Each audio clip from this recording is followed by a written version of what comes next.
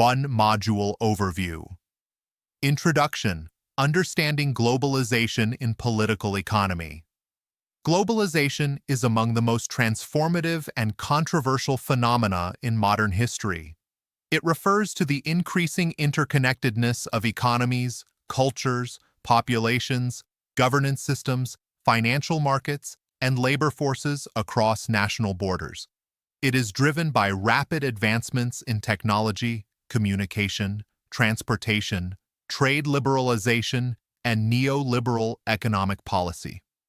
From a political economy perspective, globalization is not merely an economic process. It is deeply political, altering the power relations between states, markets, corporations, and civil society. It is both a creator of wealth and inequality, a promoter of integration and disintegration, and a force of opportunity and resistance. Two historical context: the evolution of global economic integration. Globalization is not new. It has evolved in waves. First wave, 15th to 19th century. Colonialism, the spread of European empires, and global mercantilism.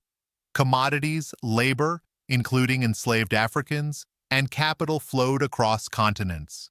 Second wave, 19th, early 20th century. The Industrial Revolution, expansion of global markets, rise of multinational corporations, and liberal trade under British hegemony. Third wave, post-Yupayuri 1970s, Bretton Woods system, creation of IMF, World Bank, GATT.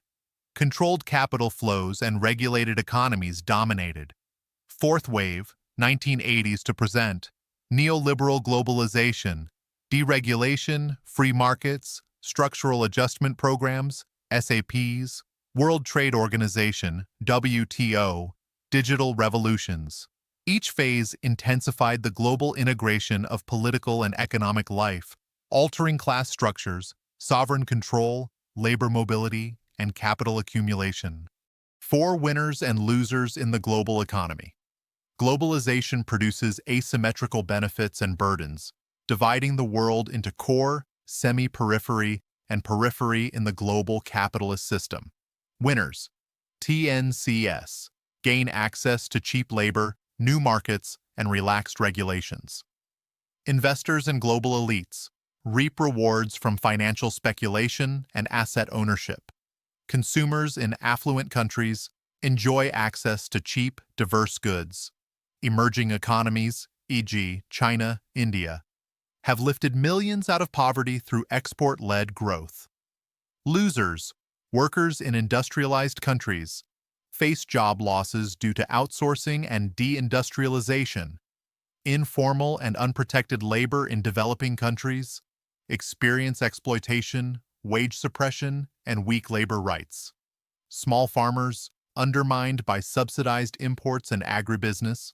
Local industries, crushed by international competition. The environment suffers from extractive industries, deforestation, and carbon emissions.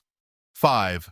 Globalization and the nation-state. Globalization challenges the sovereignty and autonomy of nation-states by reducing their ability to regulate markets, tax capital, and control monetary policy, forcing governments into a race to the bottom in environmental, labor, and tax standards, weakening domestic industries through international competition, promoting the rise of supranational organizations, e.g., EU, WTO, that limit national decision-making. However, some argue the state is not powerless, but has adapted. Competition states seek to attract capital through tax incentives and innovation policies. Developmental states leverage globalization to accelerate national industrialization. Regulatory states mediate global norms to align with domestic objectives. Thus, globalization reshapes but does not erase the state. 6. The role of transnational actors. TNCS exert massive influence over trade, labor, intellectual property, and investment decisions. International NGOs provide services, advocate for human rights, environmental protection, and social justice. Diaspora communities facilitate global remittances, investments, and political advocacy. Digital platforms, e.g., Google, Meta, shape communication, surveillance, and advertising across borders. These actors often challenge the monopoly of the state and reshape political accountability and governance in the global age. 7. Global labor, migration, and inequality. Global labor markets are fragmented by class, race, citizenship, and geography. Migrants face precarity, discrimination, and criminalization. Global North versus Global South.